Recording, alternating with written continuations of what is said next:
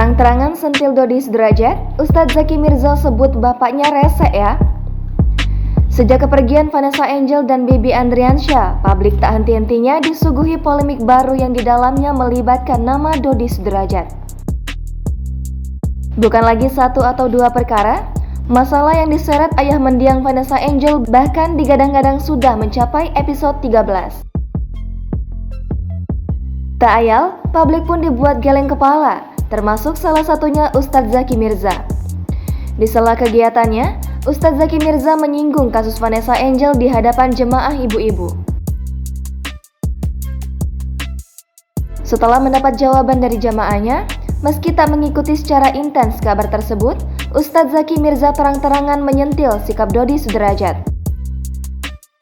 Mendengar hal itu, suara tawa jamaah pecah bak membenarkan apa yang dikatakan oleh sang ustadz.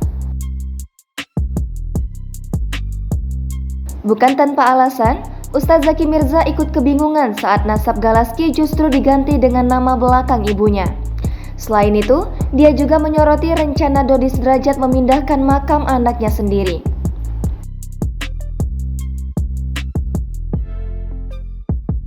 Terlepas dari fenomena ini, Ustadz Zaky Mirza berpesan agar publik senantiasa selalu berbuat baik dan mengurangi perilaku maupun ucapan yang dapat menyakiti hati orang lain, karena ajal tak pernah permisi.